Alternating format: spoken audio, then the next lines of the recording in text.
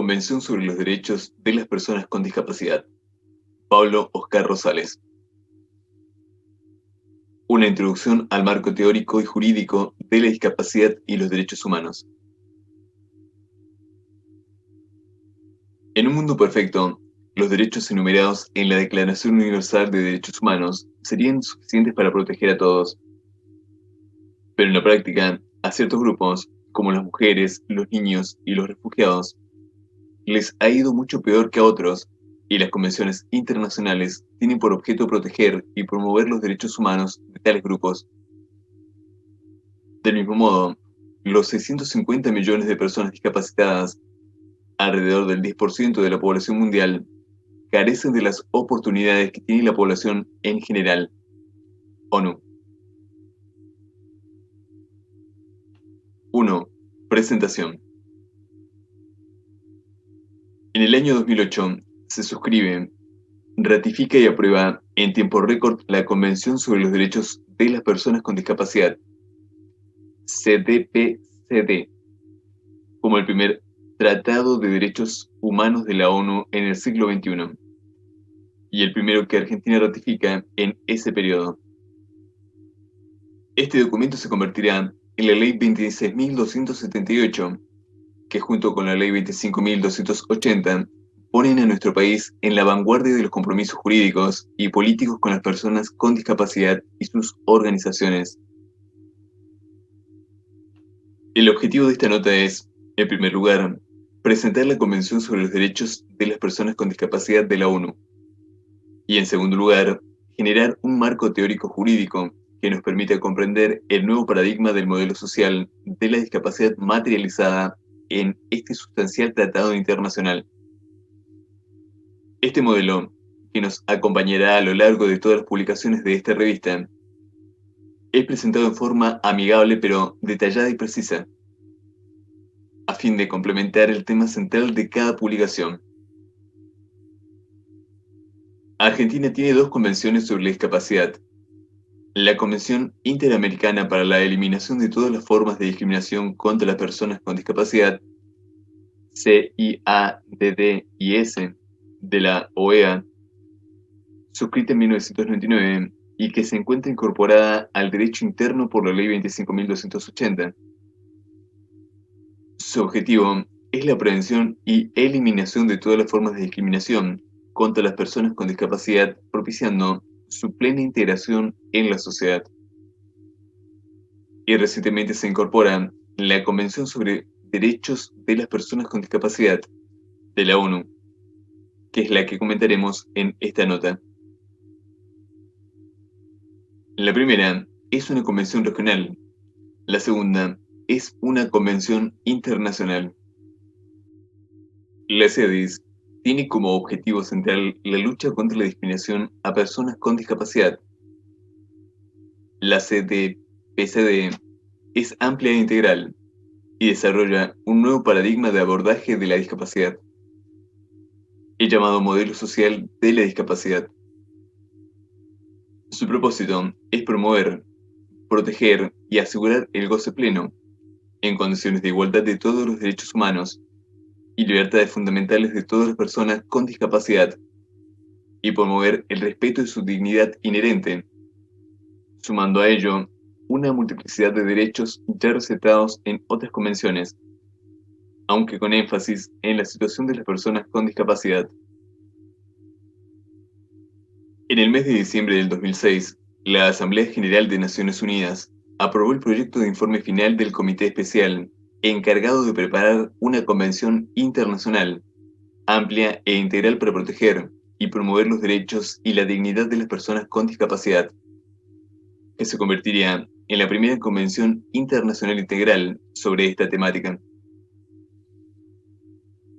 La Asamblea General de la ONU estableció en el año 2001 un comité especial para negociar el proyecto borrador de la convención. La primera reunión se llevó a cabo en agosto del 2002 y la redacción del texto comenzó en mayo del 2004. En agosto del 2006, el caucus llegó a un acuerdo en torno al texto. Los delegados del Comité Especial representaban a las organizaciones no gubernamentales, a los gobiernos, a las comisiones nacionales de derechos humanos y a las organizaciones internacionales. Fue la primera vez que las organizaciones no gubernamentales participaron activamente en la formulación de un tratado de protección a los derechos humanos, incluso ejerciendo una gran influencia en los propios estados y sus representantes. El texto aprobado de la Convención estuvo abierto a la firma y sujeto a la ratificación de los Estados miembros desde el 30 de marzo de 2007, en estricto cumplimiento de la resolución A-Res-61-106, aprobada históricamente por la Asamblea General de las Naciones Unidas el 13 de diciembre del 2006. La Convención entró en vigor una vez que fue ratificada por 20 países. El 31 de marzo del 2007, en una ceremonia especial, 82 países se convirtieron en signatarios de la Convención y 45 firmaron también el protocolo opcional. Jamaica fue el primer país en firmar y ratificar al mismo tiempo la Convención y su protocolo. Se necesitaron 20 países que la ratifiquen para que entrara en vigor y se proceda a constituir e instalar el Comité Supervisor, es decir, deberá elegirse a los integrantes de dicho comité, tal como lo exhorta la resolución A-Res-62-170. El 3 de abril de 2008, Ecuador se convirtió en el 20º país que ratifica la histórica Convención sobre los Derechos de las Personas con Discapacidad. Las sucesivas ratificaciones de los estados hicieron posible que la Convención entrara en vigencia el 3 de mayo del 2008. A su vez, el protocolo facultativo requería 10 ratificaciones para su entrada en vigor, número que se alcanzó el 8 de febrero del 2008. La ratificación del protocolo facultativo ha suscitado mayores resistencias, pues posibilita que el Estado parte pueda ser denunciado ante el órgano de vigilancia por las violaciones a los derechos de las personas con discapacidad y pueda ser juzgado por este incumplimiento. Argentina fue uno de los países que suscribió y ratificó tanto el texto de la Convención como el protocolo facultativo. Sin perjuicio de estos tratados que obligan a los Estados partes, no fueron estas convenciones los primeros documentos sobre discapacidad en el derecho internacional, pero sí el primero con el que los Estados firmantes se obligaran con las características de un tratado. Uno de los primeros documentos internacionales sobre discapacidad fueron las normas uniformes sobre la igualdad de oportunidades para las personas con discapacidad, 1993, adoptadas por las Naciones Unidas, que han servido de documento modelo para muchos países.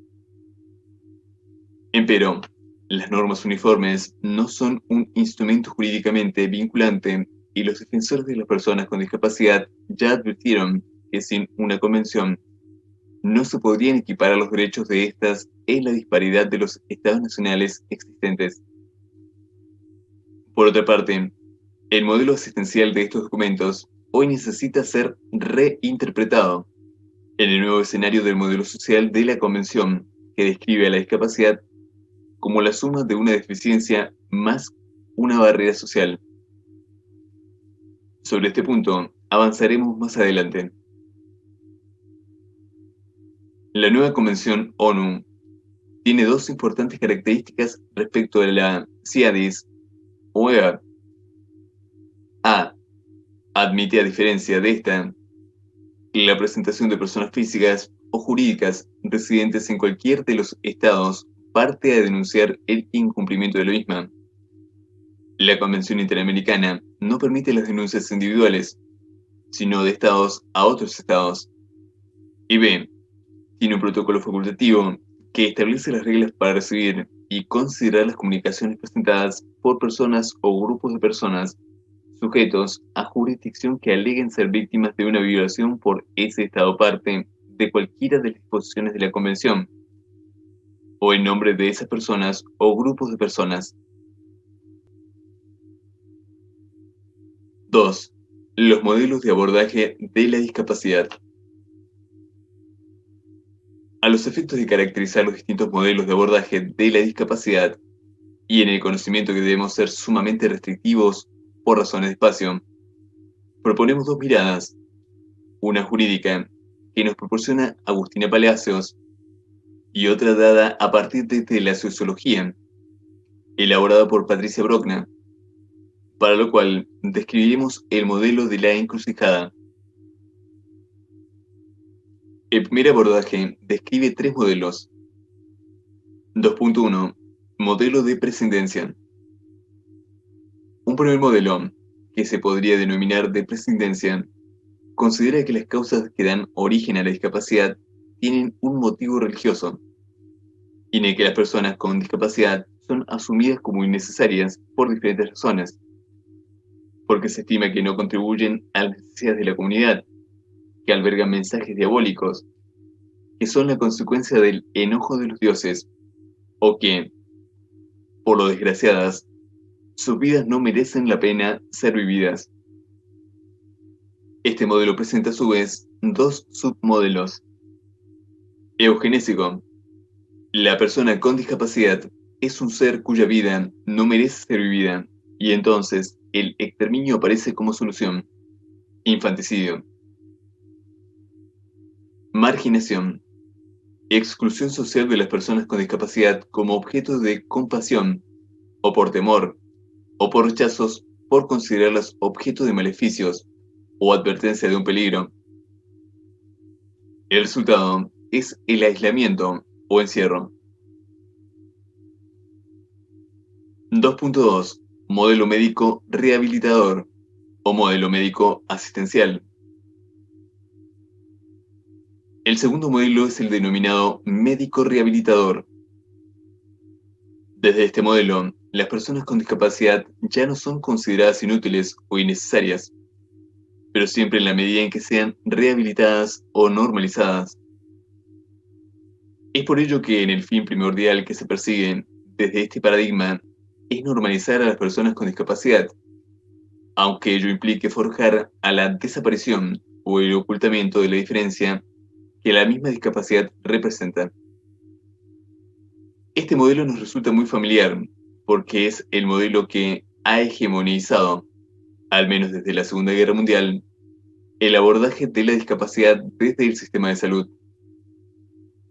La persona con discapacidad pasa a ser un objeto de asistencia, o si se quiere desde el modelo social, una persona explotada por la sociedad. En resumen, las características del modelo médico rehabilitador son: las causas de la discapacidad pasan de religiosas a científicas. La discapacidad se predica en términos de salud o enfermedad. Las personas con discapacidad ya no serían inútiles, pueden aportar en la comunidad, pero a condición de que sean rehabilitadas o normalizadas. Se promueve el fortalecimiento de la educación especial, dirigida a las capacidades residuales, y de la rehabilitación en el sentido mencionado, y con ello se fomenta e impulsa la institucionalización y el empleo protegido, en lugar del empleo legítimo, es decir, el empleo con aportes a la seguridad social, obra social, derechos laborales y sueldo, salario y no peculio, como modelo de protección. En este modelo se produce una identificación de la discapacidad con el concepto de enfermedad. La asistencia social pasa a ser el principal medio de subsistencia de las personas con discapacidad a través de la proliferación de jubilaciones, pensiones, subsidios, etc., como solución predominante. Excesivo énfasis en el diagnóstico clínico. El problema aparece cuando el médico o el sistema de salud no solo determina el diagnóstico clínico, sino que, a través de él, la forma de vida de las personas con discapacidad. 2.3. Modelo social de la discapacidad.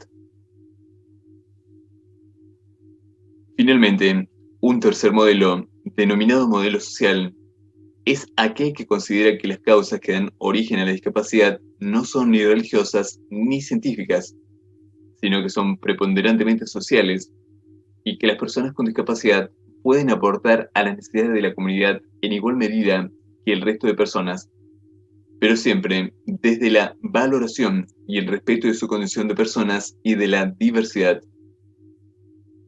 Este modelo se encuentra íntimamente relacionado con la asunción de ciertos valores intrínsecos a los derechos humanos, valores que son tomados por la CDPCT, entre otros, en el artículo 3 y 12, que aspira a potenciar el respeto por la dignidad humana, la igualdad y la libertad personal, propiciando la inclusión social y sentándose sobre la base de determinados principios: autonomía y vida independiente, no discriminación, accesibilidad universal, educación inclusiva, diálogo civil, entre otros. El eje ideológico de este modelo está descrito en el artículo 12 CDPCT, que abordaremos más adelante.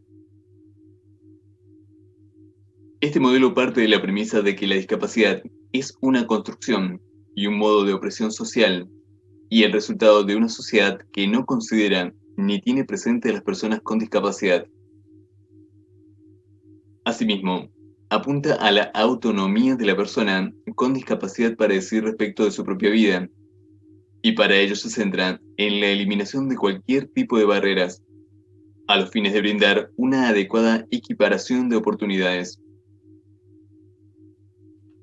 Por otra parte, Patricia Brockman elabora un modelo que nos parece muy interesante como explicación previa a la elaboración de políticas públicas. Este autor explica lo que denomina el modelo de la encrucijada. En estos términos, históricamente la discapacidad fue entendida como algo que le sucedía a alguien, generalmente solo relacionada a un problema de salud o de desviación de la norma, de lo normal. Sin embargo, antes de avanzar es necesario puntualizar que la discapacidad, como construcción social, se halla en la encrucijada de tres elementos que se interdefinen. En primer lugar, la particularidad biológica o de conducta de un sujeto. En segundo lugar, la organización económica y política. Y por último, el elemento cultural normativo. En la confluencia de estos tres elementos es donde cada sociedad, en un tiempo y espacio específico, determina quién será un discapacitado y cómo deberá ser tratado. Este modelo de la encrucijada resulta una forma distinta de abordar una mirada distinta de la discapacidad en el nuevo paradigma social de la discapacidad. Entonces, según el modelo de la encrucijada, hay tres elementos que se interrelacionan para conformar la discapacidad como situación y posición social y que se conjugan para la protección, promoción y garantía de los derechos humanos de las personas con discapacidad. A. La particularidad biológica y de conducta de una persona. B. La organización económica y política. C. La cultura y la normatividad de la sociedad en la que viven las personas con discapacidad. Sostiene esta autora que la particularidad biológica y de conducta queda vinculada actualmente a la noción de déficit, de disfuncionalidad en relación con una norma, a un único modo concebido socialmente como normal de ser o hacer. Esta particularidad hace referencia a una enorme variedad de deficiencias de funciones o estructuras corporales, etiologías, de causas adquiridas o congénitas, duración, permanentes, progresivas, transitorias, gravedad, leves, moderadas, severas, etc., que se combinan de los más variados modos y hacen imposible definir un tipo único de discapacidad. La organización económica y política queda determinada por la relación entre el tipo de organización económica y política de una sociedad, en un tiempo y espacio determinado, con el modo en que se significarán y tratarán cada tipo de particularidad biológica y de conducta de una persona. Con respecto a cultura y normatividad, se pueden dar dos supuestos en esta desarmonización. Uno es cuando surgen cambios en las normas para que se adecúen a los cambios culturales y otro, cuando se hacen evidentes las contradicciones y ambigüedades entre la una y las otras, sin que se produzca ningún cambio. La discapacidad, desde la perspectiva que propone el modelo de la encrucijada, es una construcción teórica compleja, en la que los tres elementos que menciona dicho modelo se determinan unos a otros y no pueden analizarse por separado, sino en su interrelación. 3. Análisis de la Convención ONU y sus derechos.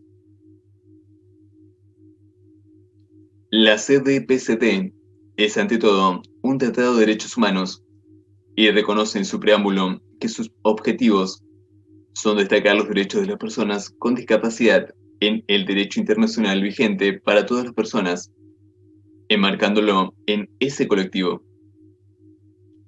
Si bien muchos sostienen que el preámbulo de los tratados no constituye una norma jurídica obligatoria, la importancia del mismo reside en los reconocimientos que los estados firmantes realizan respecto de la situación de este grupo social en los mismos y constituye una declaración de principios que dan lugar a los artículos posteriores de la Convención. La Convención es extensa, tiene 50 artículos y encontramos en ella derechos ya reconocidos en otros instrumentos internacionales y derechos reconocidos específicamente respecto de las personas con discapacidad. Nos detendremos en el segundo grupo, ya que los restantes ya fueron receptados por el derecho internacional e incluso por el derecho interno de nuestro país, resultando además acotado el espacio de este trabajo para desarrollarlos todos. Sin perjuicio de ello, recogeremos algunos conceptos y derechos como el trabajo, la educación, entre otros, en esta nota introductoria a las de los autores que amplían algunos de estos temas. El preámbulo recoge varias cuestiones que son tomadas en cuenta en el texto de la Convención y que son vitales para la comprensión de la misma. La primera es que la discapacidad es un concepto que evoluciona y que resulta de la interacción entre las personas con deficiencias y las barreras debidas a la actitud y al entorno que evitan su participación plena y efectiva en la sociedad, en igualdad de condiciones con las demás. Esto significa que la discapacidad no está definida por el diagnóstico médico de la deficiencia, sino que dependerá de las barreras sociales que impidan el ejercicio de los derechos, y ello a su vez dependerá del género, del nivel educativo y de tener accesos a tratamientos médicos a la educación, de tener o no un grupo familiar y social continente, el lugar de residencia, etc. Lo que significa no solo que el diagnóstico médico inicial no define la discapacidad, sino que ésta evoluciona según muchas variables, y también que no todas las personas con discapacidad son iguales, sino que aún en la misma situación de deficiencia, sus circunstancias se definen en la individualidad de cada caso y por las variables que transversalizan la vida de cada persona. El inciso I se refiere a la diversidad de las personas con discapacidad. La transversalización de los derechos y sobre todo en el inciso S, la Convención exige subrayar la necesidad de incorporar una perspectiva de género en todas las actividades destinadas a promover el pleno goce de los derechos humanos y las libertades fundamentales por las personas con discapacidad, con particular atención a la situación de las mujeres y niñas y niños con discapacidad. En el artículo primero, la Convención describe sus objetivos de esta forma. El propósito de la presente Convención es promover, proteger y asegurar el goce pleno y en condiciones de igualdad de todos los derechos humanos y libertades fundamentales por todas las personas con discapacidad, y promover el respeto de su dignidad inherente. Tres verbos que definen la progresividad y la publicidad de estos derechos que no pueden reducirse ni limitarse, como así también la obligación de amparar, promover y defender estos derechos por parte del Estado, y por sobre todo, asegurar el efectivo cumplimiento de los mismos y no su mera declamación. 4. Principales derechos y definiciones de la CDPCD. Desarrollar los conceptos que surgen de un texto amplio, como la convención nos llevaría a un libro. Abordaremos en esta nota marco las principales cuestiones que el documento nos presenta. 4.1. Definición de personas con discapacidad. La Convención, en la segunda parte del artículo primero, no define el concepto de persona con discapacidad, sino describe el alcance del mismo. Las personas con discapacidad incluyen a aquellas que tengan deficiencias físicas, mentales, intelectuales o sensoriales a largo plazo que, al interactuar con diversas barreras, pueden impedir su participación plena y efectiva en la sociedad, en igualdad de condiciones con las demás. La definición que asume la CDPCD mantiene, en parte, el marco conceptual del modelo médico manteniendo el concepto de deficiencia, pero el nuevo eje se centra en las barreras sociales como concepto complementario al anterior, y ambos, no solo el primero, describen el concepto discapacidad. La definición establece que esas deficiencias deben ser a largo plazo, concepto amplio que parece exigir una cierta cronicidad, y que en el derecho interno argentino no se encuentra limitado a ello. La CDPCD no define explícitamente el vocablo discapacidad. Es más, en el preámbulo se reconoce que la discapacidad es un concepto que evoluciona. Apartado E. Tampoco se definen personas con discapacidad. Su definición es más bien descriptiva, en el sentido que se desarrolla el artículo primero. Al reconocer que discapacidad es un concepto que evoluciona, se acepta el hecho de que la misma no es estática. En consecuencia, la Convención no impone un concepto rígido de discapacidad, sino que adopta un enfoque dinámico que permite adaptaciones a lo largo del tiempo y en diversos entornos socioeconómicos.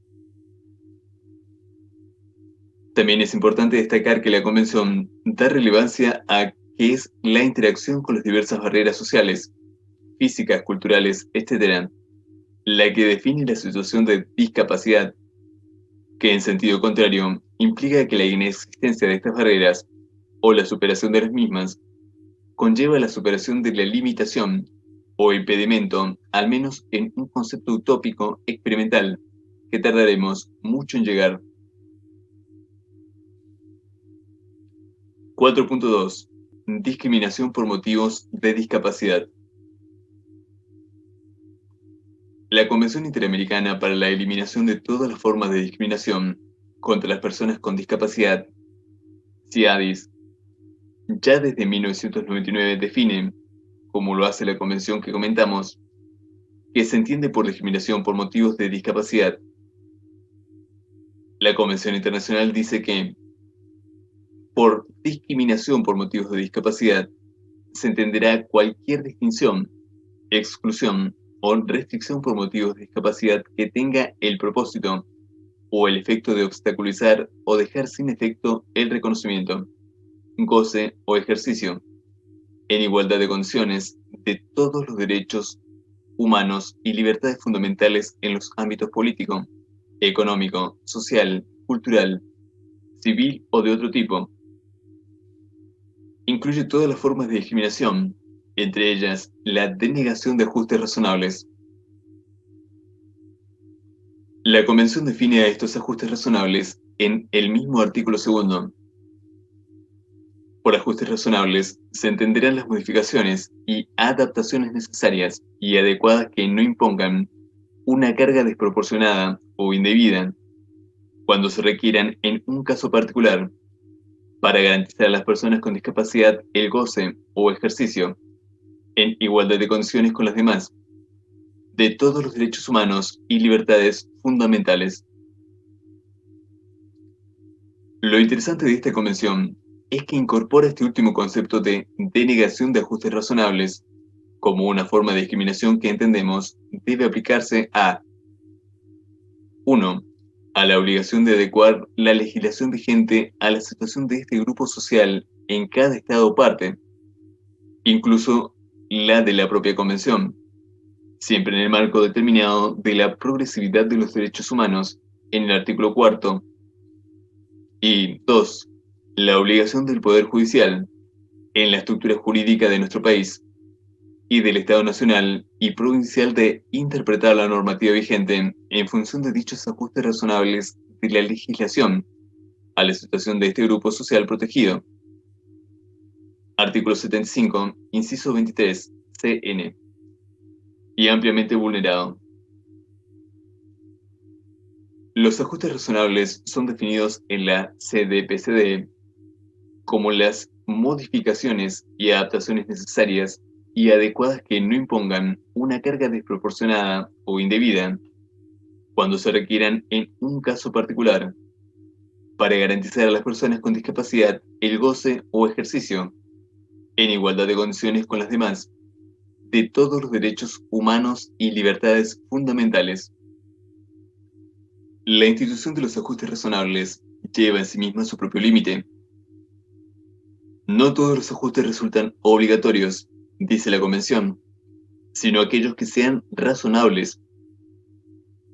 Las personas con discapacidad pueden precisar adaptaciones o adecuaciones específicas del entorno para hacer posible el acceso o el ejercicio efectivo de sus derechos, más allá de las obligaciones generales de no discriminación y accesibilidad universal, y hasta donde se trate del diseño para todas las personas. Todo ello con el fin de situarlos en una situación de igualdad análoga a los restantes miembros de la comunidad. Mas, no todas estas eventuales adaptaciones terminan siendo jurídicamente obligatorias, por más justas que puedan parecer, sino únicamente aquellas que sean razonables. La CDPCD define diseño universal como el diseño de productos, entornos, programas y servicios que puedan utilizar todas las personas, en la mayor medida posible, sin necesidad de adaptación ni diseño especializado. El diseño universal no excluirá las ayudas técnicas para grupos particulares de personas con discapacidad, cuando se necesiten. Diseño universal es un paradigma del diseño que dirige sus acciones al desarrollo de productos y entornos de fácil acceso para el mayor número de personas posible, sin la necesidad de adaptarlos o rediseñarlos de una forma especial. El concepto surge del diseño sin barreras, del diseño accesible y de la tecnología asistida de apoyo. A diferencia de estos conceptos, el diseño universal alcanza todos los aspectos de la accesibilidad y se dirige a todas las personas, incluidas las personas con discapacidad, ya que la CDPCD no lo limita este colectivo. En resumen, en el caso de los ajustes razonables, se refiere a situaciones preexistentes que, en base a las indicaciones del artículo, deben ser ajustadas o modificadas para permitir el acceso a las personas con discapacidad a sus derechos. Por ejemplo, instalar una rampa en un lugar donde existe una barrera como una escalera. En el segundo caso, se trata de diseñar desde el inicio para todos, todas. Por ejemplo, pensar el diseño de un inmueble para que sea accesible para todos antes de construirlo, o diseñar un entorno informático accesible para el trabajo en el momento de pensarlo y al instalarlo. 4.3. Principios generales de la Convención. El artículo tercero de la Convención enumera una serie de principios generales que forman el fundamento de la misma. Siguiendo a Ronald Dworkin, definimos a los principios en sentido genérico como todo el conjunto de estándares que no son normas. Dworkin indica que, cuando decimos que un determinado principio es un principio de nuestro derecho. Lo que eso quiere decir es que el principio es tal que los funcionarios deben tenerlo en cuenta, si viene el caso, como criterio que les determine a inclinarse en uno u otro sentido. Estos principios incorporados en una norma, como el artículo 3, recetan tantos criterios como obligaciones de los Estados parte. La Convención menciona, en el artículo 3, los principios en que se fundan. 1. El respeto de la dignidad inherente, la autonomía individual, incluida la libertad de tomar las propias decisiones y la independencia de las personas. 2. La no discriminación. 3. La participación e inclusión plenas y efectivas en la sociedad. 4. El respeto por la diferencia y la aceptación de las personas con discapacidad como parte de la diversidad y la condición humanas. 5. La igualdad de oportunidades. 6. La accesibilidad. 7. La igualdad entre el hombre y la mujer. Y 8. El respeto a la evolución de las facultades de los niños y las niñas con discapacidad y de su derecho a preservar su identidad.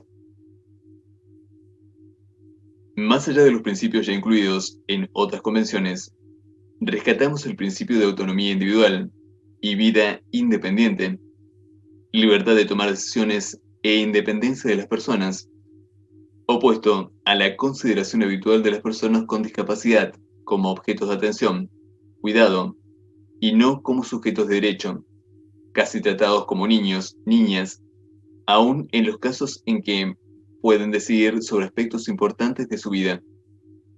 El respeto a la diferencia y diversidad humanas, principio básico y previo al reconocimiento de otro-otra en su individualidad, y por ende, el respeto a sus propias convicciones y decisiones. Y la mirada de género de la Convención y la consideración de los niños, niñas con discapacidad como sujetos de derecho en evolución y su identidad individual, distinta de sus padres o representantes legales, en tanto exige la preservación de su identidad propia. Indudablemente, estos principios deben complementarse con buenas prácticas, sin las cuales muchas veces se desvirtúan los mismos o directamente se los desconoce. Los principios que la Convención enuncia deben ser tomados seriamente y no solo como una mera recopilación de buenas intenciones, porque indudablemente, sobre la mirada de los derechos de grupos sociales sistemáticamente vulnerados, como el de las personas con discapacidad, aparecen explícita e implícitamente preconceptos, estereotipos o estigmas respecto de las personas con discapacidad que se asientan en estructuras sociales y en estructuras inconscientes de las personas que forman nuestra sociedad. El concepto de lo siniestro de Freud es explicativo de la mirada social hacia grupos sociales como las personas con discapacidad. Freud hace un estudio de lo siniestro, que define como aquello que causa espanto precisamente porque no es conocido, familiar, aunque aclara que no todo lo novedoso, lógicamente, resulta siniestro, sino que a lo desacostumbrado, a lo innovador, tiene que sumársele algo para que se convierta en siniestro. Sigue sus investigaciones en busca de eso que se agrega a lo nuevo y empieza a sospechar que lo siniestro es todo lo que debía permanecer oculto, secreto, pero que se ha manifestado. Lo siniestro vivenciado es lo que, según Freud, se refiere a cosas antiguamente familiares y, luego, reprimidas que regresan. En esta categoría entra lo siniestro que procede de complejos infantiles reprimidos y fantasías intrauterinas, y también lo siniestro que procede de la omnipotencia del pensamiento. Por ejemplo, la creencia de que lo que uno piensa se va a cumplir, pensar la muerte de alguien, o la propia muerte, o cualquier otro hecho. Lo siniestro que procede de las fuerzas ocultas, lo siniestro que procede del retorno de los muertos, etc. En el caso de los complejos infantiles o de las fantasías intrauterinas, se produce la represión de un contenido psíquico que luego retorna. En los otros casos citados, lo que regresa y había sido reprimido, superado, no es un contenido psíquico, sino antiguas creencias que sobreviven en nosotros y se mantienen al acecho, a la espera de que algo les permita reaparecer. Así lo explica Freud. Lo siniestro en las vivencias se da cuando complejos infantiles reprimidos son reanimados por una impresión exterior, o cuando convicciones primitivas, superadas, parecen hallar una nueva confirmación. Existen, en el discurso médico-psiquiátrico, y en parte de algunos discursos jurídicos, que comparten la hegemonía y el poder que definir lo normal y lo patológico, la percepción de las personas con discapacidad como enfermos irrecuperables, y en un nivel mucho más prosaico, como pacientes cuya atención insume costos desmedidos al promedio del sistema.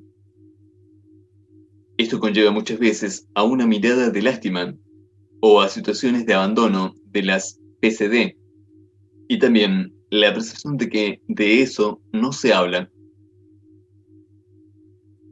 Por ello, nosotros consideramos clave, sobre todo en nuestra región, el artículo 8 titulado Toma de conciencia, en cuyo texto se evidencia la trascendencia de la lucha contra los estereotipos, los prejuicios y las prácticas nocivas respecto de las personas con discapacidad, incluidos los que se basan en el género o la edad, en todos los ámbitos de la vida, a fin de promover percepciones positivas y una mayor conciencia social respecto de las personas con discapacidad. La concienciación promovida por la nueva convención es determinante en el proceso de comprensión social de las necesidades de las personas con discapacidad, lo que redundará en respuestas sociales apropiadas. 4.4. Obligaciones de los Estados. Artículo 4.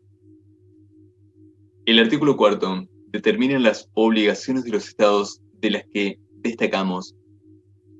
La Convención exige a los Estados tener en cuenta, en todas las políticas y todos los programas, la protección y promoción de los derechos humanos de las personas con discapacidad. Y como contrapartida de esta obligación, la Convención determina que el Estado debe abstenerse de actos o prácticas que sean incompatibles con la presente Convención y velar por que las autoridades e instituciones públicas actúen conforme a lo dispuesto en ella. Esto significa que la discapacidad deberá ser un tema transversal de todas las áreas del gobierno y del Estado, obligación que exigirá la determinación de un presupuesto específico. La Convención exige escuchar y hacer participar a las personas con discapacidad, incluidos los niños y las niñas con discapacidad, a través de las organizaciones que las representan. La Convención también incorpora la obligación del Estado parte de tomar todas las medidas pertinentes para que ninguna persona, organización o empresa privada discriminen por motivos de discapacidad, inciso E, convirtiéndolo en garante de ello. La Convención impone obligaciones a los Estados, principalmente en el ámbito de las nuevas tecnologías, TICs. Así, deberán emprender o promover la investigación y el desarrollo de bienes, servicios, equipo e instalaciones de diseño universal. Emprender o promover la investigación y el desarrollo, y promover la disponibilidad y el uso de nuevas tecnologías, incluidas las tecnologías de la información y las comunicaciones, y entre otros, proporcionar información que sea accesible para las personas con discapacidad. La Convención incorpora una cláusula muy poco usual respecto a la capacitación de quienes trabajen con personas con discapacidad. El inciso I del artículo 4 dice que los Estados deben promover la formación de los profesionales y el personal que trabajan con personas con discapacidad respecto de los derechos reconocidos en la presente Convención, a fin de prestar mejor la asistencia y los servicios garantizados por esos derechos. Una cláusula similar a esta fue incorporada por primera vez en la CIADIS, con la diferencia que en esta convención que comentamos, los estados se comprometen a la formación activa de profesionales, es decir, asumen una obligación activa de promoción de los derechos de la convención a través de la formación de multiplicadores. La convención, sin embargo, limita las obligaciones de los estados hasta el máximo de los recursos disponibles, imponiendo una obligación de cumplimiento progresivo, pero con una advertencia: nada de lo dispuesto en la presente convención afectará a las disposiciones que puedan facilitar, en mayor medida, el ejercicio de los derechos de las personas con discapacidad y que pueden figurar en la legislación de un Estado parte o en el derecho internacional en vigor en dicho Estado. Esto es muy importante tenerlo en cuenta, porque Argentina tiene una importante legislación que en algún caso podría superar lo determinado por la Convención, y en este caso, la regla es que se debe respetar la normativa que facilite en mayor medida el ejercicio de un derecho. Una medida útil en este sentido sería una política de Estado que, a diferencia de lo que sucede hasta ahora, obliga a su cumplimiento. Ejemplo, el cupo laboral, las coberturas de salud privada, los accesos a la educación, etc. Se exige a los Estados partes la realización de medidas inmediatas, efectivas y pertinentes para que la sociedad tome conciencia de la situación de la discapacidad. A. Sensibilizar a la sociedad en el tema, a través de campañas efectivas de sensibilización pública, tratando de obtener actitudes receptivas, percepciones positivas y mayor conciencia social, y el reconocimiento de capacidades y habilidades de las personas con discapacidad. B. Luchar contra los estereotipos, los prejuicios y las prácticas nocivas respecto de las personas con discapacidad, incluidos los que se basan en el género o la edad, en todos los ámbitos de la vida, alentando a los medios de comunicación para ello. Y C. Promover la toma de conciencia respecto de las capacidades y aportaciones de las personas con discapacidad. 4.5. Grupos especiales protegidos.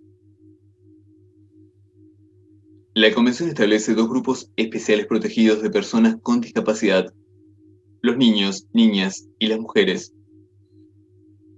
Estos dos grupos sociales coinciden con dos de los cuatro grupos protegidos por la Constitución Nacional Reformada de 1994, que exige respecto de ellos al Estado acciones positivas. Los otros dos son los ancianos y las personas con discapacidad, pero en este caso ambos grupos que subsumen dentro de esta última clasificación. Respecto de las mujeres, se compromete a la igualdad de condiciones y a la potenciación de su participación respecto de los niños, niñas.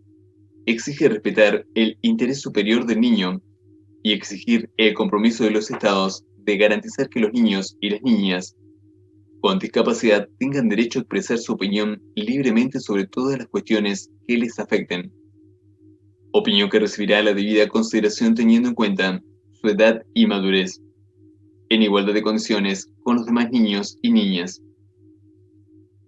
Asimismo, el Estado deberá garantizar que estos grupos recibirán asistencia apropiada con arreglo a su discapacidad y edad para poder ejercer ese derecho.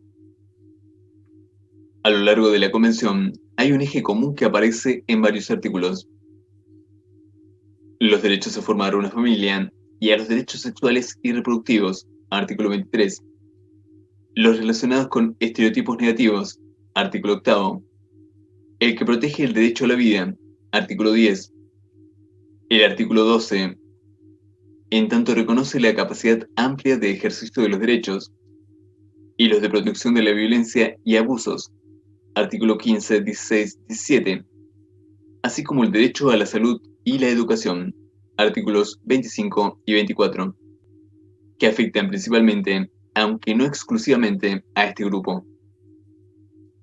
Por otra parte, el reconocimiento de la diversidad y la transversalización del género en toda la Convención explican varios de estos artículos.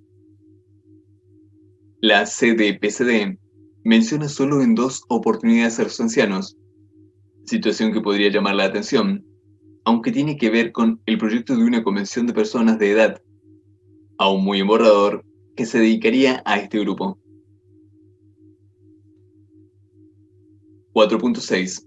Reconocimiento de la personalidad jurídica y acceso a la justicia. Luego de afirmar en el primer párrafo del artículo 12 que las personas con discapacidad tienen derecho en todas partes al reconocimiento de su personalidad jurídica, la Convención avanza sobre la forma de lograr este objetivo. Los Estados partes asegurarán que en todas las medidas relativas al ejercicio de la capacidad jurídica se proporcionan salvaguardias adecuadas y efectivas para impedir los abusos de conformidad con el derecho internacional en materia de derechos humanos.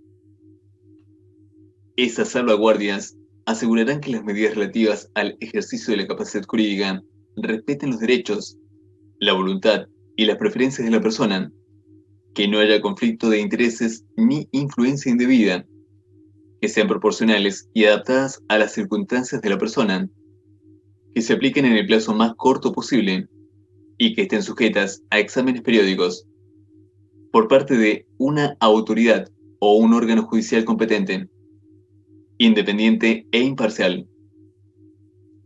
Las salvaguardias serán proporcionales al grado en que dichas medidas afecten a los derechos e intereses de las personas. Este artículo, sumado al artículo 4, exige a los Estados partes la revisión del sistema de representación de las personas con discapacidad y de las normas sobre interdicción o insanía, curatela e inhabilitación establecidas en los cuales los códigos civiles sigue llamando insanos o dementes a las personas con discapacidad mental o con discapacidad psicosocial y personas con discapacidad intelectual, y exige la declaración de interdicción para que una persona pueda ser representada legalmente. El artículo 12 de la CDPCD, al diseñar un modelo de toma de decisiones con apoyo y salvaguardias, hizo un esfuerzo innovador para reconocer las aspiraciones de todas las personas con discapacidad. La CDPCD sostiene el derecho de las personas con discapacidad a asumir sus propios riesgos en todas las actividades de su vida, sustentada en el reconocimiento de la personalidad jurídica y la capacidad amplia de las personas con discapacidad. Riesgo que, por otra parte, es asumido por todas las personas en su vida cotidiana y que no es reconocido adecuadamente en la práctica diaria de las personas con discapacidad. La capacidad amplia puede ser complementada con un apoyo. No son apoyos ni los curadores, ni el Ministerio Público, ni personal del equipo técnico de un tribunal, ni la familia de las personas con discapacidad. Los apoyos los elige la propia persona con discapacidad. Y aunque es un concepto difícil de aceptar en un paradigma de representación y subrogación como el que establece el Código Civil y la mayoría de los códigos civiles del mundo, y que hoy sigue la inercia de décadas de vigencia, el apoyo es un complemento de la capacidad, no una regla, ni tampoco una sustitución. A diferencia de la perspectiva asistencialista de los sistemas de protección social o del modelo tutelar de la privación de la capacidad jurídica que sustituye a la persona con discapacidad en la toma de decisiones, alentando la pasividad y la dependencia, generando situaciones de impotencia personal que la dejan a merced y bajo el control total de otro como un objeto tutelar. La nueva protección basada en el modelo social de la discapacidad encamina a la ampliación de su esfera de actuación en la que han de decidir por sí mismas lo que quieren hacer. En cada caso, con los apoyos necesarios para el ejercicio de su capacidad jurídica y salvaguardias adecuadas para evitar los abusos. Artículos 7 y 12. Reconocimiento de sus aportes a la sociedad que integran, no como especiales, sino como parte de la diversidad y de la condición humanas. Nos preguntamos por qué es obligatoria la aplicación del derecho internacional y de las observaciones o recomendaciones de los comités y comisiones, como así también de los fallos de las Cortes Internacionales, respecto tanto de los tratados como de las observaciones o recomendaciones generales, los fallos judiciales u opiniones consultivas de las Cortes de los Tratados. La CSJN ha reconocido a los órganos de los tratados como únicos intérpretes autorizados en fallos como Aquino, fallos 327, 2.3753, Bisotti, fallos 327, 2.3677, Maldonado, fallos 328, 2.4343, y Torrillo, fallos 332, 2.709, del 31 de marzo del 2009, estableciendo que los tribunales locales deben adecuarse a dicha interpretación. Esto incluye todos los artículos de la CDPCD y particularmente el artículo 12. La Convención exige, en su artículo 13, que los Estados partes garanticen el acceso a la justicia de las personas con discapacidad en igualdad de condiciones que el resto de la comunidad, y para ello, el compromiso es promover la capacitación adecuada de los que trabajan en la administración de justicia, incluido el personal policial y penitenciario. El artículo 13, CDPCD, reconoce el derecho de acceso a la justicia a personas con discapacidad, a fin de asegurar que las mismas tengan acceso a este derecho en igualdad de condiciones que las demás personas. Para ello requiere que los procedimientos judiciales sean ajustados razonablemente. Artículo 2, párrafo 2. Y que además sean adecuados a la edad de estos. El acceso a la justicia está inescindiblemente ligado al reconocimiento de la capacidad de ejercicio amplia de las PCD, que establece el artículo 12, como la mayoría de los derechos que surgen de la CDPCD.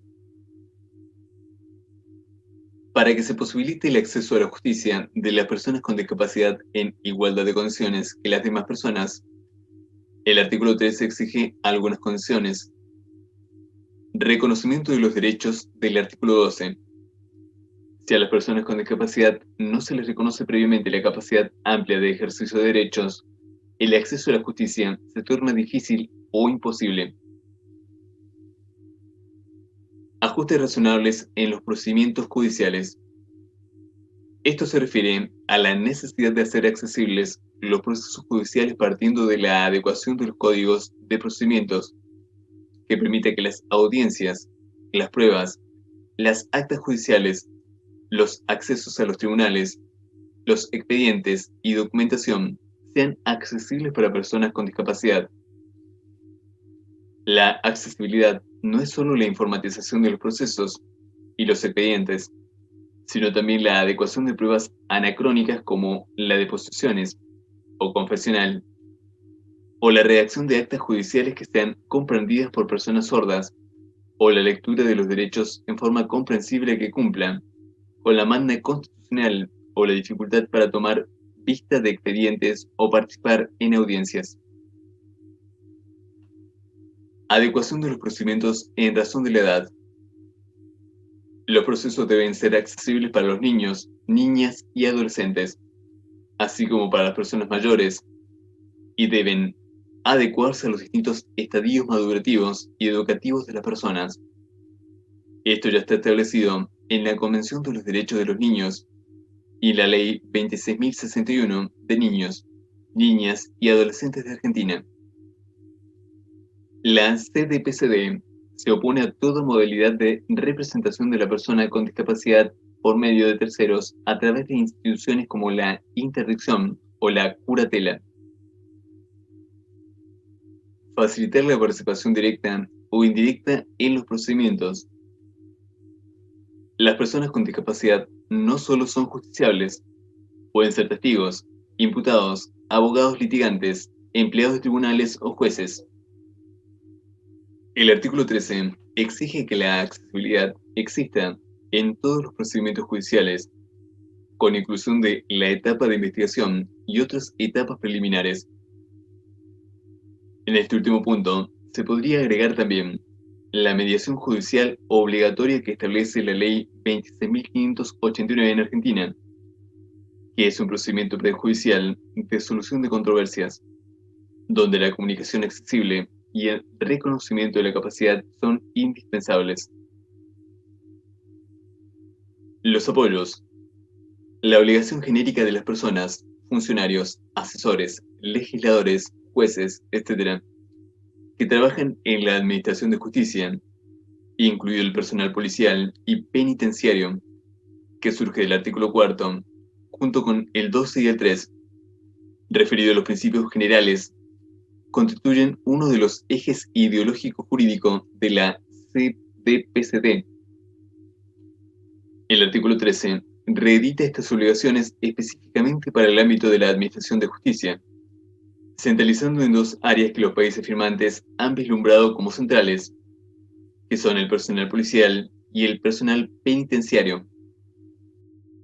La razón para ello es que, sin duda, las personas con discapacidad que se encuentran detenidas o condenadas y en situación de encierro se encuentran en mayor situación de vulnerabilidad. 4.7. Protección contra la explotación, la violencia y el abuso. La Convención busca garantizar los derechos de las personas con discapacidad, tanto en el seno del hogar como fuera de él, contra todas las formas de explotación, violencia y abuso, incluidos los aspectos relacionados con el género. Artículo 16. Para ello, los Estados partes asegurarán que todos los servicios y programas diseñados para servir a las personas con discapacidad sean supervisados efectivamente por autoridades independientes. Este deber de supervisión, que no existe actualmente en forma expresa en ninguna legislación argentina relacionada con la discapacidad que conozcamos, es en esta convención una obligación expresa para los Estados. Se podría decir que nuestros derechos surgirían del deber de garantía del Estado reconocido ampliamente en la jurisprudencia de la Corte Suprema de la Nación, pero aunque no define a qué refiere con autoridades independientes, términos ambiguos y hasta contradictorios, entendemos que no se tratan de ONGs. Exige a autoridades que definen más lo gubernamental que a la sociedad civil.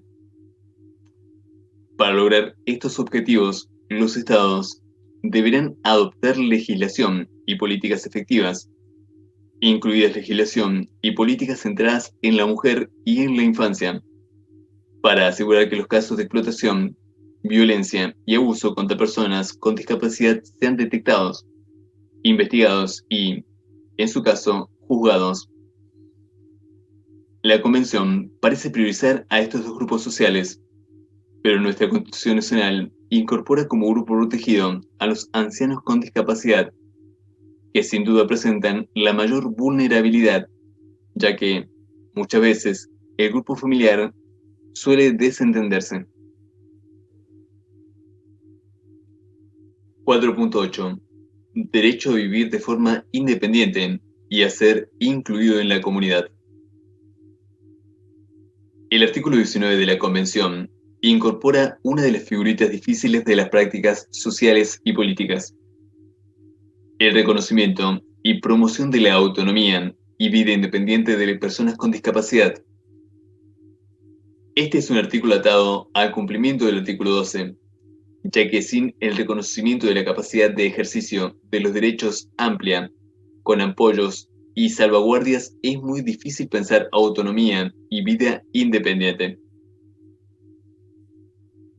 La Convención determina el derecho de las personas con discapacidad a que tengan la oportunidad de elegir su lugar de residencia y dónde y con quién vivir, para que no se vean obligadas a vivir con arreglo a un sistema de vida específico.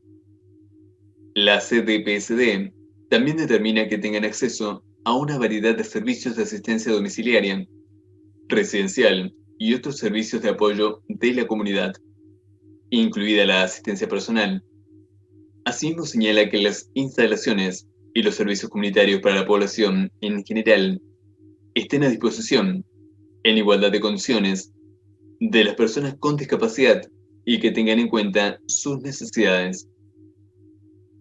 Este artículo refiere a que la persona con discapacidad tiene derecho a no ser internada o institucionalizada, o que se le imponga una modalidad de vida, a vivir con su familia, solo o con otra persona, y que esta decisión, nuevamente en el marco del artículo 12, pertenezca solo a la persona con discapacidad. En una sociedad controlante y como en la que vivimos, muchas veces se impone a las personas con discapacidad una forma de vida más conveniente para quien la ordena, como las internaciones compulsivas que se vuelven en muchas ocasiones abusivas o responden más bien a necesidades sociales o de vivienda que para la propia persona, que además, si es una persona con discapacidad intelectual o mental y o psicosocial, suele ocurrir que ni siquiera es escuchada. Este punto está relacionado con el siguiente artículo 20 referido a la libertad de expresión y de opinión y acceso a la información desde el grupo. Los Estados parte adoptaron todas las medidas pertinentes para que las personas con discapacidad puedan ejercer el derecho a la libertad de expresión y opinión, incluida la libertad de recabar, recibir y facilitar la información e ideas en igualdad de condiciones con las demás y mediante cualquier forma de comunicación que elijan. La Convención promueve expresamente todas las formas de comunicación accesibles, en particular el lenguaje braille y la lengua de señas, y no tiene mención alguna a la oralización ni a la necesidad de conocer la lengua del país donde residen, bilingüismo, respecto de las personas con discapacidades auditivas. 4.9. Cuestiones de familia, salud sexual y reproductiva. La Convención reconoce expresamente los derechos generales que surgen de los demás instrumentos de derechos humanos, pero además incorpora algunas cuestiones que, respecto de las personas con discapacidad, son muy resistidas en algunos ámbitos, incluso de las propias personas con discapacidad y sus familias, ya que refieren a derechos sexuales y reproductivos, dando cuenta de que muchos de los estigmas y prácticas nocivas en adolescentes y adultos con discapacidad se evidencia primero en la negación del carácter de seres sexuados o de niños, niñas, eternos. El artículo 23 establece a. El derecho de todas las personas con discapacidad en edad de contraer matrimonio a casarse y fundar una familia sobre la base del consentimiento libre y pleno de los futuros cónyuges. B. El derecho de las personas con discapacidad a decidir libremente y de manera responsable el número de hijos que quiere tener y el tiempo que debe transcurrir entre un nacimiento y otro, y a tener acceso a información, educación sobre reproducción y planificación familiar apropiados para su edad, y se ofrezcan los medios necesarios que les permitan ejercer esos derechos. Claramente refiere a la salud sexual y reproductiva y a la utilización de métodos anticonceptivos. Y C. Las personas con discapacidad, incluidos los niños y las niñas, mantengan su fertilidad en igualdad de condiciones con las demás personas. Esto debe ser leído como un expreso reconocimiento a que este grupo social ha sido históricamente víctima de la eugenesia en el marco de políticas de población. En los tres casos implica un expreso y debido reconocimiento de la sexualidad de las personas con discapacidad. Este artículo tiene un tema importante que tiene que ver con el derecho a la identidad, de enorme regambre jurídico-político en nuestro país. 4. Los Estados parte asegurarán que los niños y las niñas no sean separados de sus padres contra su voluntad, salvo cuando las autoridades competentes, con sujeción a un examen judicial, determinen, de conformidad con la ley y los procedimientos aplicables, que esa separación es necesaria en el interés superior del niño. En ningún caso se separará a un menor de sus padres en razón de una discapacidad del menor, de ambos padres o de uno de ellos.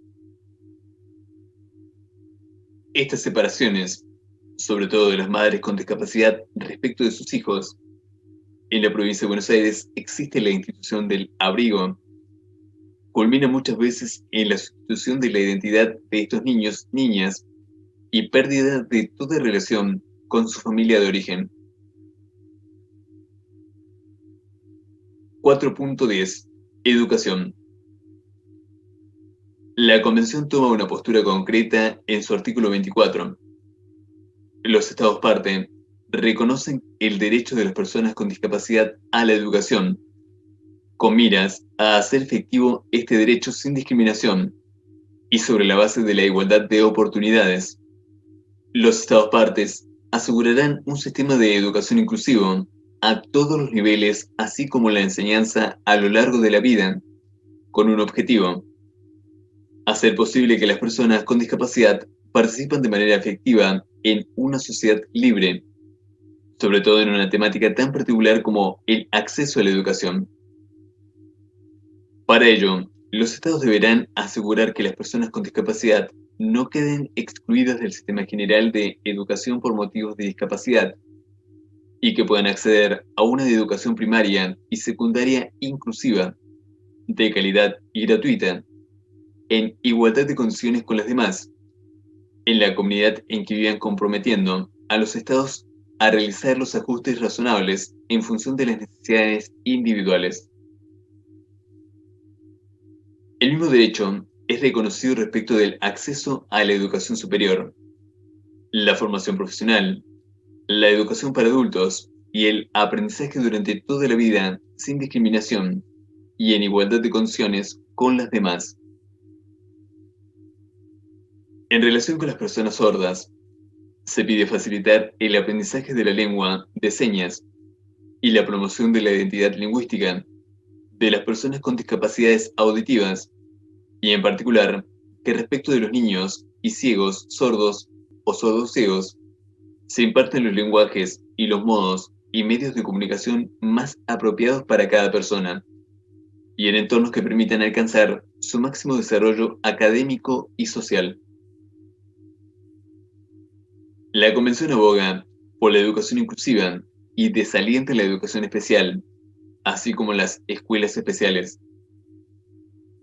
Desde la educación, el modelo social de la discapacidad presenta algunas particularidades que vale la pena reseñar, sobre todo porque la educación es muy refractaria a los cambios y porque la escuela especial, en muchos países de la región, está muy arraigada como la escuela de los niños, niñas con discapacidad.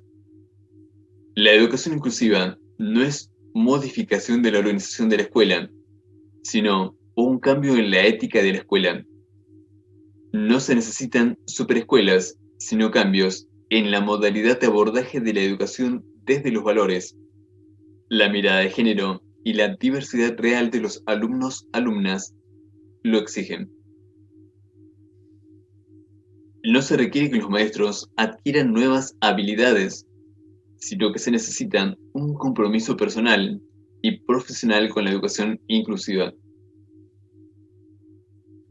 Sin embargo, no alcanza con la aceptación de la diferencia o diversidad, sino se valoriza esa misma diferencia y diversidad en la educación. Necesidad de compromiso moral con la inclusión de todas las personas en un mismo modelo educativo, como parte de un compromiso más amplio que aspira a la inclusión de todas las personas dentro de la sociedad. 4.11. Derecho a la salud. El reciente informe mundial sobre la discapacidad de la OMS de 2011 establece que más de 1.000 millones de personas viven con algún tipo de discapacidad, es decir, alrededor del 15% de la población mundial, según las estimaciones de la población mundial en 2010. Esta cifra es superior a las estimaciones previas de la Organización Mundial de la Salud, correspondientes a los años 1970, que eran aproximadamente un 10%. La mayoría de las encuestas o censos de discapacidad de la región habían determinado esta población entre el 2% al 15%, dependiendo de los países.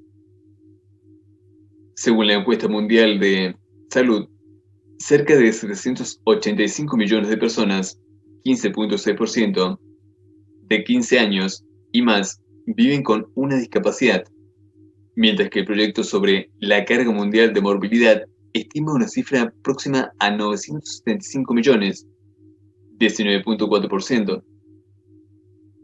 Lamentablemente, este informe mundial tiene pocas referencias a Latinoamérica, que parece seguir siendo el patio trasero del mundo para organismos internacionales que presentan informes con pretensión de mundiales.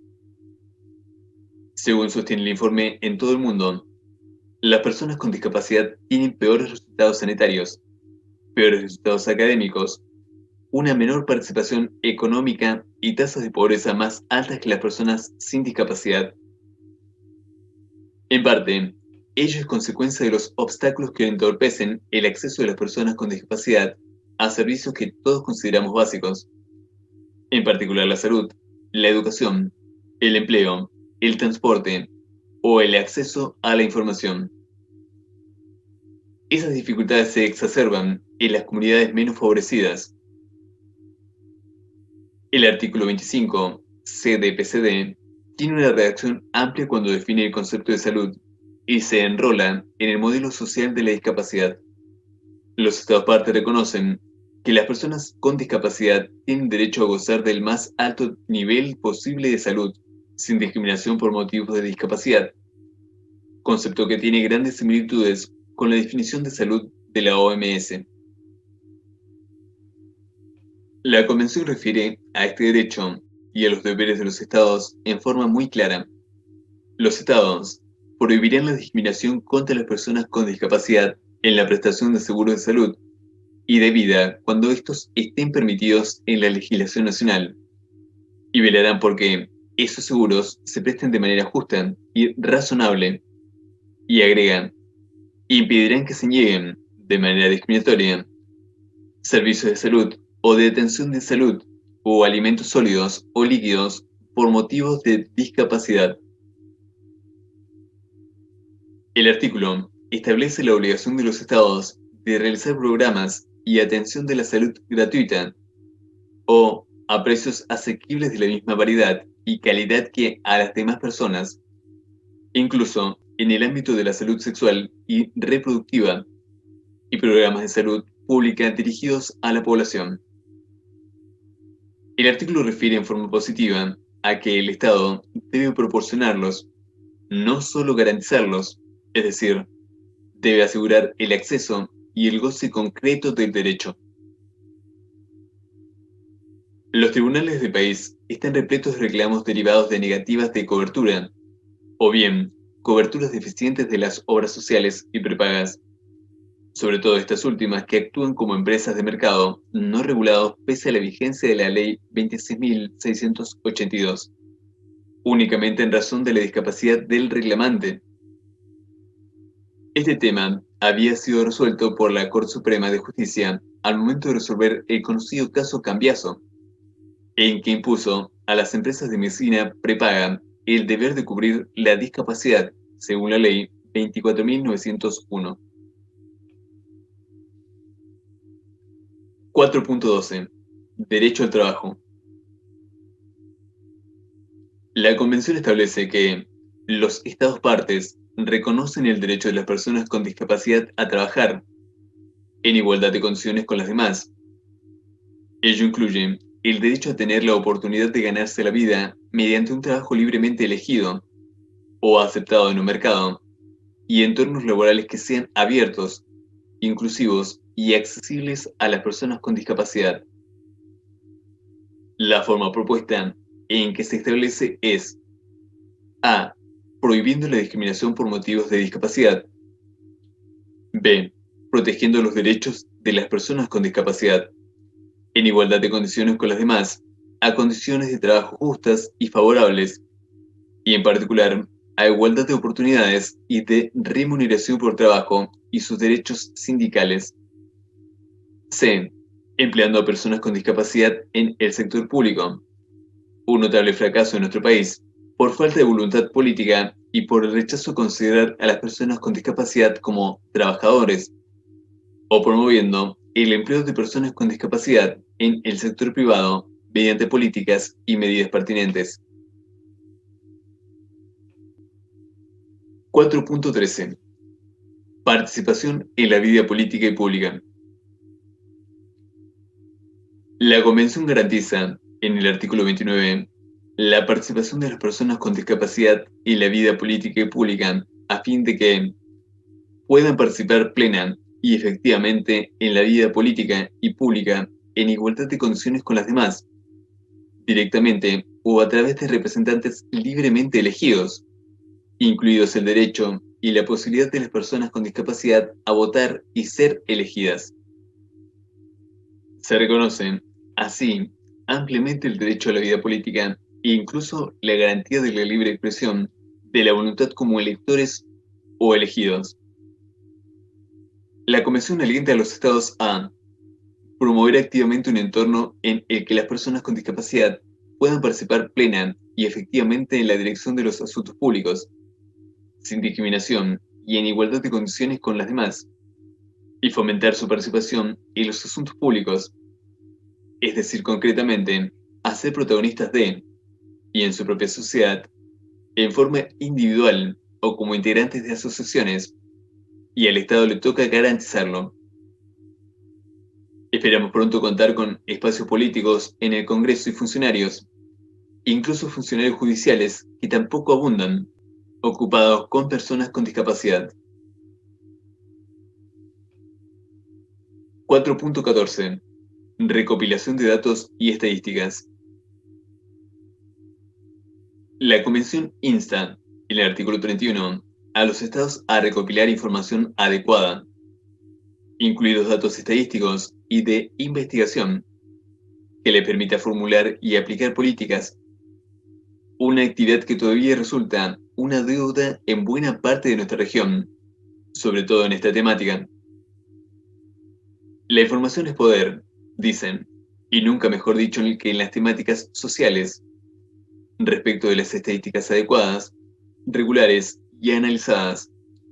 La Convención responsabiliza a los estados de difundir estas estadísticas y asegurar que sean accesibles para las personas con discapacidad y para otras personas, es decir, para la comunidad en general.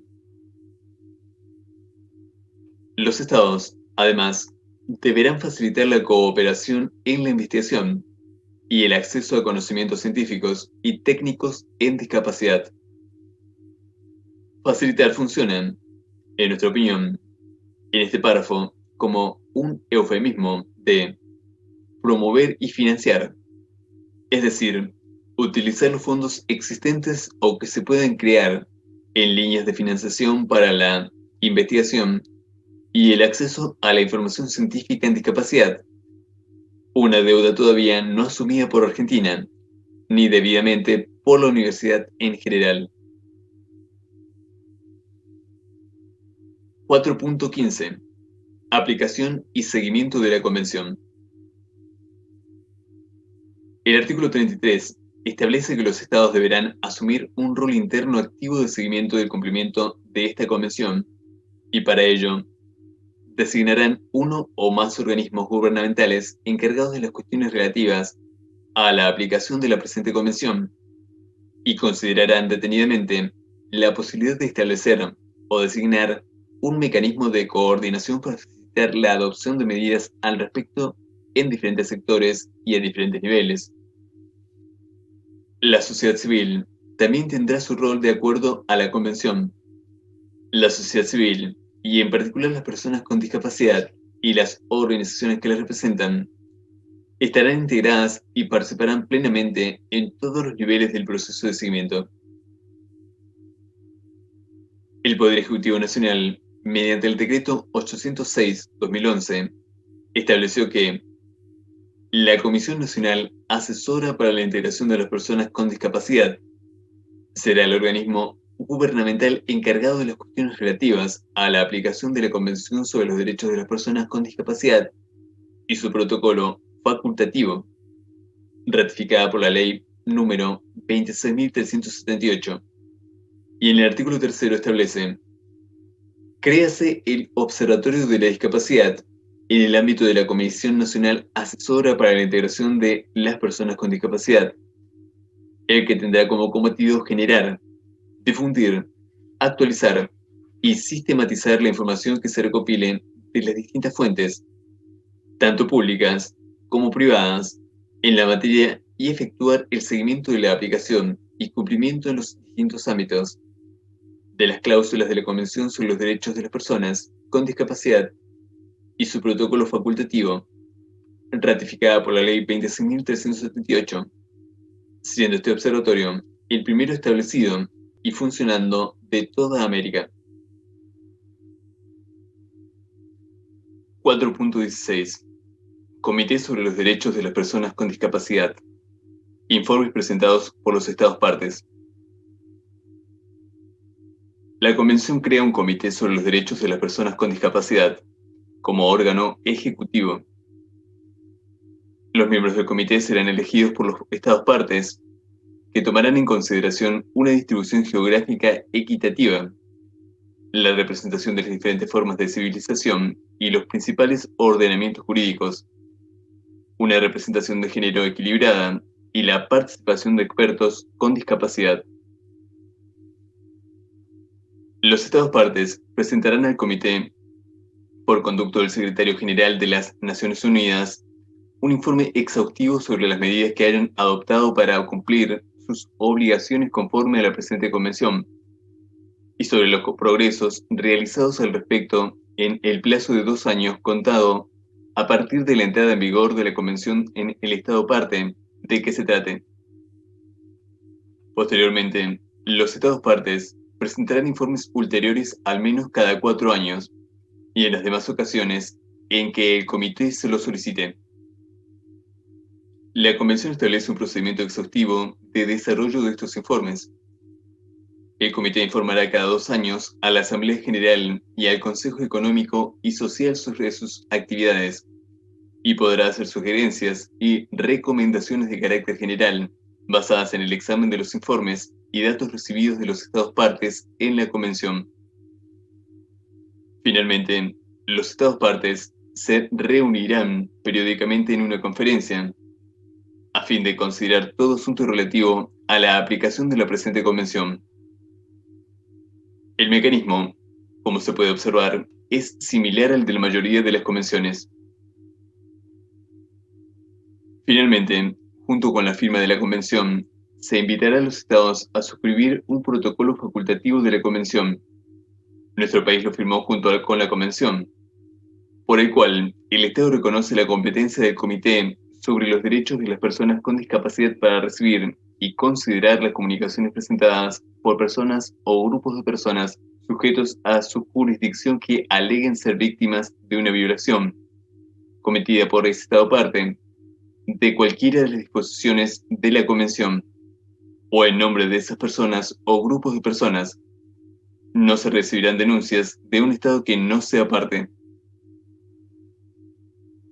Este protocolo constituye, en la práctica, un nuevo tratado distinto de la Convención, pues habilita la vía ejecutiva del Comité para evaluar el cumplimiento o incumplimiento de la Convención. Y, lo más importante, a diferencia de la Convención CIADIS de la OEA, se constituye en un instrumento que permite que las personas físicas o jurídicas se presenten y denuncien los incumplimientos del Estado, acción imposible de llevar adelante en la CIADIS. 4.17. Entrada en vigor de la Convención. Reservas. Correspondiente para cada Estado y organización regional de integración que ratifique la Convención, adhiera a ella o la confirme oficialmente una vez que haya sido depositado el 20º instrumento. La Convención entrará en vigor el 30º día a partir de la fecha en que haya sido depositado su propio instrumento. Las sucesivas ratificaciones de los Estados hicieron posible que la Convención entrara en vigor el 3 de mayo del 2008. A su vez, el protocolo facultativo requería 10 ratificaciones para su entrada en vigencia, número que se alcanzó el 8 de febrero del 2008. Los artículos 46, 47 y 48 refieren a tres situaciones que pueden plantearse respecto del texto de la Convención. A. Reservas realizadas a algún artículo. B. Enmiendas al texto de la Convención. O C. La denuncia de la misma en su totalidad. La Convención de Viena sobre Derechos de los Tratados define estos tres conceptos. El artículo 2, inciso D, define reserva a una declaración unilateral, cualquiera que sea su enunciado o denominación, hecha por un Estado al firmar, ratificar, aceptar o aprobar un tratado o al adherirse a él, con objeto de excluir o modificar los efectos jurídicos de ciertas disposiciones del tratado en su aplicación a ese Estado. El artículo 46 de la CDPCD establece que los Estados partes podrán formular reservas al tratado, salvo cuando sean incompatibles con el objeto y el propósito de la presente convención. Este cuestionamiento recibió México, que suscribió y ratificó la convención, pero realizó una reserva al artículo 12 de la misma. Esta decisión fue muy objetada por la comunidad internacional de juristas, ya que se entendió que una reserva en un artículo, como el 12, era incompatible con el objeto y propósito de la CDPCD. Finalmente México, mediante un decreto, desistió de la reserva formulada.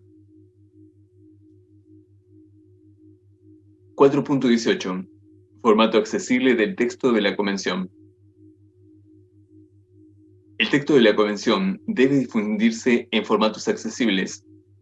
De acuerdo a ella, la comunicación incluirá los lenguajes, la visualización de textos, el braille, la comunicación táctil, los macrotipos, los dispositivos multimedia de fácil acceso, así como el lenguaje escrito, los sistemas auditivos, el lenguaje sencillo, los medios de voz digitalizada y otros modos, medios y formatos aumentativos o alternativos de comunicación, incluida la tecnología de la información y las comunicaciones de fácil acceso. 5. Conclusiones finales. La CDPCD de la ONU resulta un inestimable avance en el derecho internacional de los derechos humanos, ya que constituye un instrumento concreto de derecho y un compromiso vinculante de los estados que lo suscriban. El protocolo que la acompaña abre una puerta muy importante a las personas con discapacidad, ya que no solo le otorga voz en el ámbito internacional, sino además una concreta oportunidad para exigir a los estados parte el cumplimiento de los compromisos asumidos por este instrumento. La Convención es muy minuciosa en su texto, casi reiterativa de otros instrumentos similares. La Convención de Derechos del Niño, la de Derechos de la Mujer o la Convención contra todas las formas de discriminación. Sin embargo, incorpora cuestiones específicas de este colectivo social como la exigencia de que los estados generen políticas y programas concretos, reales y efectivas en discapacidad, que en ellos y en su discusión e implementación participen con voz y voto las personas con discapacidad. La protección de la identidad lingüística de lenguajes como el braille y el de señas. Las consideraciones de género que atraviesan todas las temáticas. La protección de colectivos vulnerables como las mujeres y los niños, niñas, aunque con una lamentable omisión de los ancianos. La exigencia del Estado de un control amplio del cumplimiento de la Convención. El fuerte impulso a la promoción de la vida independiente de las personas con discapacidad y a sus derechos sexuales y reproductivos.